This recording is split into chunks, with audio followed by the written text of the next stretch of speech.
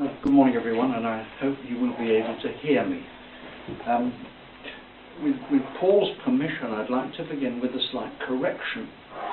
The title for my talk this afternoon was going to be Sons Not Slaves, but Joyce insisted that we ought to have the non-sexist version, so it's called Children Not Slaves. I thought I'd better just put that right. Now, in the last 3 weeks, I suppose, Jenny and I have attended 2 funerals. However different funerals are one from another, there's one thing that happens, I think, at all of them, and that is that the person who is conducting the funeral in some way or other recounts the life of the person who has died. Out of the myriad events and circumstances and people and so on that make up a human life, the speaker constructs a story, a narrative, which give to those random details a coherent meaning. That's something that actually not only funeral orators do, it's done in all kinds of levels, in all sorts of walks of life. You may know that politicians always talk these days about having a narrative. Historians construct narratives. Business people have narratives. And it's because, of course, as human beings, we love stories. And in fact, all of us tell stories all the time. We relate events. And what we're doing when we relate events is to select, obviously, a certain number of events that have some kind of connection one to another, some sort of causal connection that makes a meaning out of them. And that's really why we love stories so much, because they have that function of making the world and our experience, to some degree at least, meaningful. They make it understandable. It gives us at least a sense that the world is more or less rational. And one other thing they also do for us, they give us a sense of identity, because you in a sense know who you are through the story that you tell yourself and sometimes others about yourself. Now, as I said, to make a story, you need more than just a set of random events in chronological order. They have to be linked together, and you make a selection that makes up something that does appear to have shape and meaning and leads somewhere. Usually what happens in a story is that you start out with a sort of status quo, and then something happens to create a problem or a crisis, something which changes the initial situation, and then you get a chain of events leading somehow from that, and usually at some point there is a decisive event, a kind of turning point that leads to what we think of as the end of the story, which is a kind of new status quo at the end. Now, it won't surprise you if I say that the Bible is full of stories. It consists largely of stories, partly their history, but also, of course, there are life stories. There's to name just 4 of the obvious ones from the Old Testament. There are these wonderful life stories of Abraham, Jacob, Joseph, David, and there are others. And one feature of all of them is that they are quite serious stories. That is to say, there is the real possibility that these stories might turn out badly. There is the real possibility, as it were, of tragedy. But there is then at some point an event, that decisive turning point, that turns what might be tragedy into what the literary theorists would call a tragicomedy. That is to say, very serious, a real danger, but the ending in the end is a good one, a happy one. Just to name a couple of examples, Abraham is he's asked to sacrifice the son that he has had, and you can see the story tending to a very sad, bleak outcome. And then at the last moment, you know, there is that sudden turnabout when he is told that he's not to do it and there is a lamb that can be used instead. Or take the story of Joseph, who is twice cast down into the depths, first by his brothers and then by the kindness of Potiphar and his wife. And twice, in dramatic fashion, is lifted up, and the story takes a complete turnabout in the case of Joseph, and leads to his glorification, his elevation to the highest possible position. Those are examples of biblical life stories. Now, one thing's obvious about telling a story like that is that you can only do it after the event. Stories are always told in retrospect, when the events have happened. Then you can look back at them, you can discern the outline of the story, you can decide which events are important for the story, which are not, and you tell your story from that perspective. Human life isn't like that. We live our lives forward, not backward. And so we live in a certain sense blind. We don't know what's coming next. In the case of Abraham and Joseph and the rest, the narrator knows how the story will finish, but they didn't know. The future is hidden from us, and that of course is why you get manifold attempts to predict it. And so you get, you know, your palmists and your necromancers and astrologers and fortune tellers and all the rest of these people trying to tell you what the future will bring. And of course it can't be done. Now, that you might actually think it's perhaps not so bad not to know the future.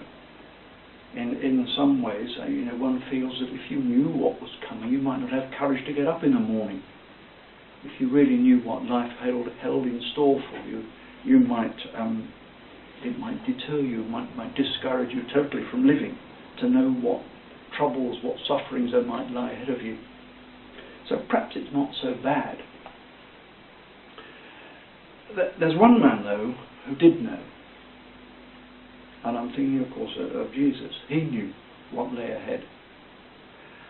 You find very early on in the Gospels that he's able to talk about his death. If you look in the Gospel of John, in the 2nd chapter, he talks about the temple of his body being destroyed. And in John 3, he compares himself with the serpent that's got to be lifted up on the pole. In Mark's Gospel, you find in chapter 3 already that there's talk of a conspiracy to kill him.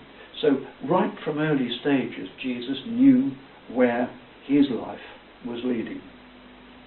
And you may wonder how he knew. It may be that he has some kind of hotline, as it were, to God, that through prayer he's able to become aware of what lies ahead.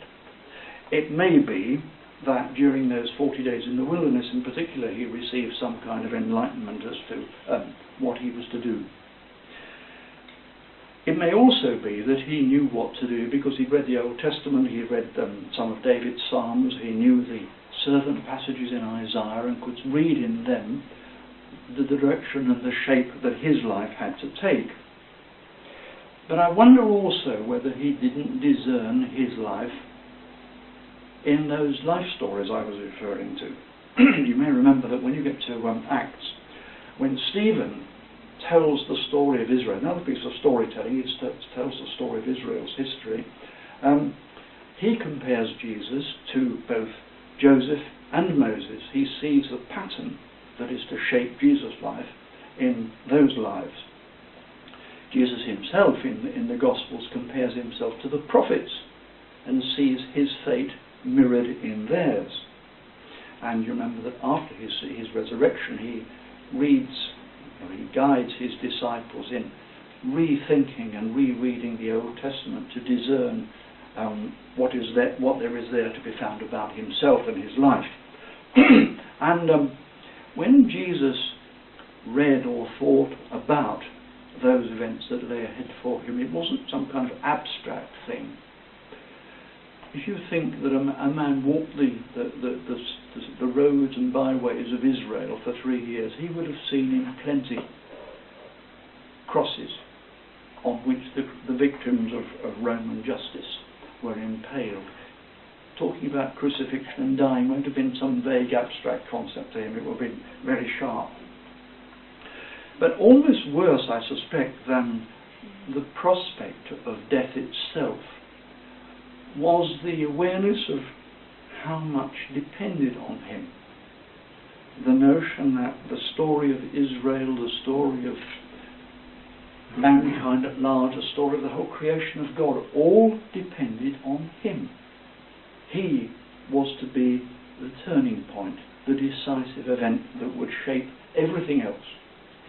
And you imagine the burden of that, not just his individual suffering, but the sense of responsibility that it brought with it. And you can't be surprised that we see Jesus at one or two points in his life wondering whether there couldn't be an alternative way, whether he couldn't, as it were, escape from the story that the narrator of his life has mapped out in advance for him.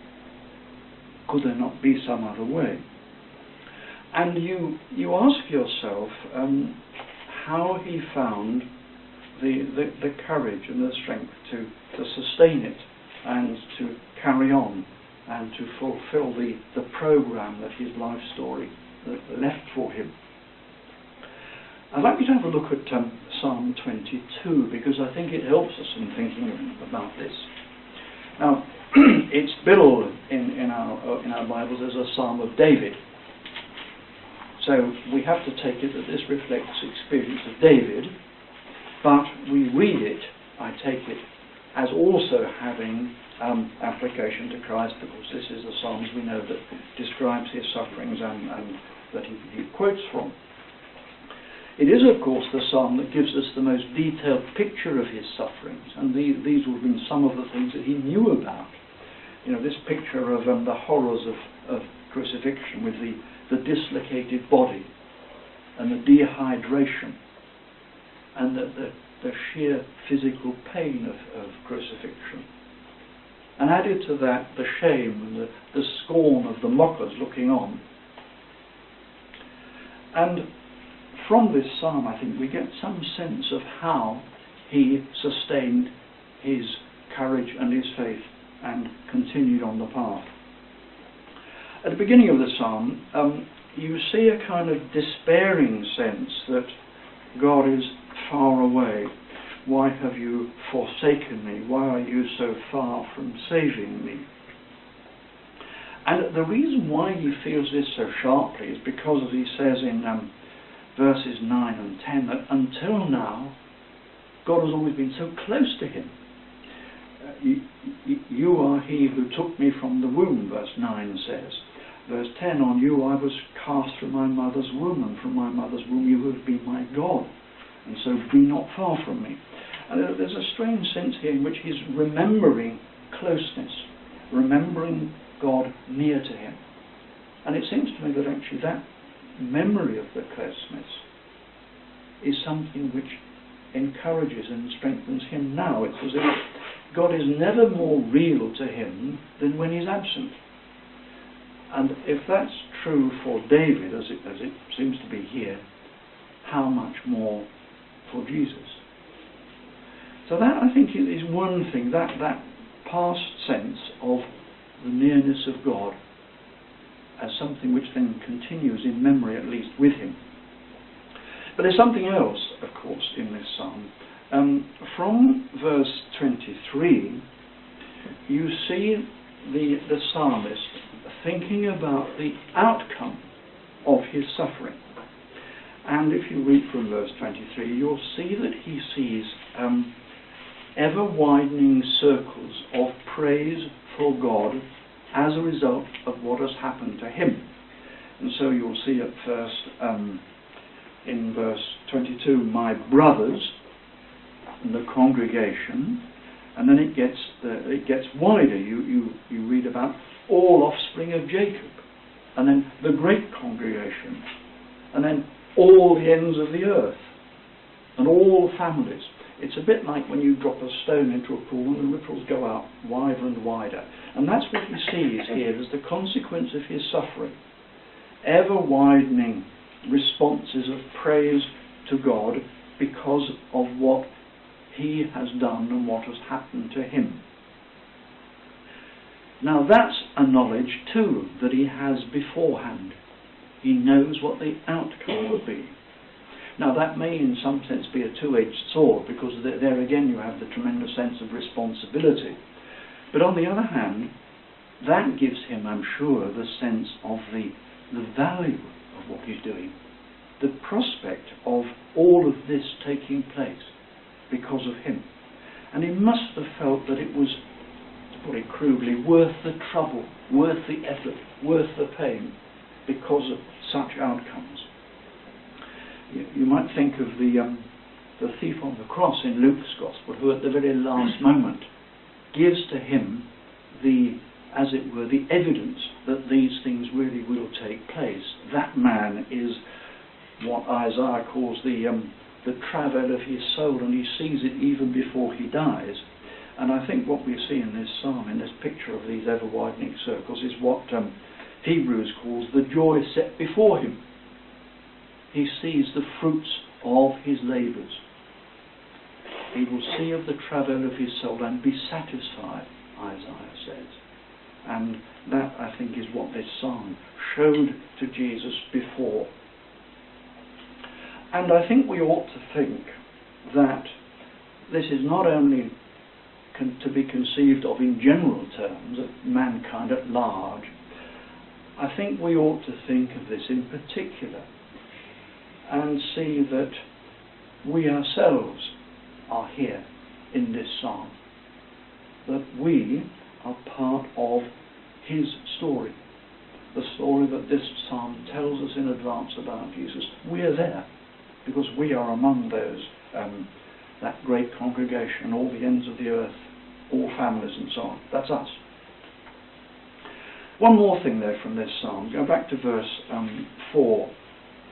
And here David says, in you our fathers trusted, they trusted and you delivered them, you cried, to you they cried and were rescued, in you they trusted and were not put to shame.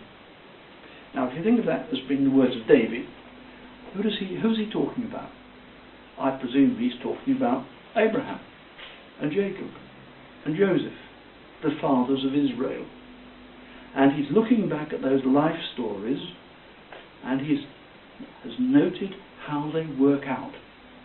How men in distress, in extremis of danger or humiliation, are saved. There is that a great about turn in their lives that turns tragedy into not comedy but into happy end, good end. That pattern he discerns in those lives. Well, now if that's true for David, and if he could find strength and encouragement in that pattern, how much more Jesus? Jesus knew the stories as well. And he knows one more story. He knows David's story, because the same pattern has worked itself out in David's life too. And it seems to me that knowing those stories will have helped Jesus to be confident that however daunting the prospect of his end was going to be, however terrible the pain and the shame might be that lay before him, there would be a good end, and he is enabled to hold on. And so I think that from all these sources, from the prophecies, from the relationship to God, from the awareness of the purpose, and from these life stories, he finds the strength to hold on and carry his mission through to the end. And he's even able to say, as Psalm 118 puts it, I shall not die, but I shall live, and recount the deeds of the Lord. The Lord has disciplined me severely, but he has not given me over to death. Now that's, if you think of those words in the mouth of Jesus, those are the words of a man telling his life story in advance. Before it happens, he knows what the outcome will be, and he trusts in it and believes that it will be so. And so from these stories he finds the confidence to speak in those terms. So it's as though Jesus, you see, knows himself to be in the hands of a kind, good narrator. The narrator's written his story for him, and he knows that that narrator has a good end to his story ready for him. He's a gracious, loving narrator, not one who wishes his characters to be destroyed. It's like Jesus says in Mark's Gospel, God is not a God of the dead, but of the living. And that's a wonderful assertion, you see, of that confidence. And sure enough, going back to Psalm 22, after he has been through this process of recollection and thinking about the fathers of Israel, there comes the point, sure enough, where he experiences his turning point. And you find it in the Psalm in verse 21. Save me from the mouth of the lion, he says. And then, you have rescued me from the horns of the wild oxen. And from that moment on begins the ever-widening circle of praise. I will tell of your name to my brothers in the midst of the congregation. I will praise you. I will tell my story. And my story will be the ground for others to tell it to and rejoice in it. So he would tell his story. You can see him doing it in verse 24.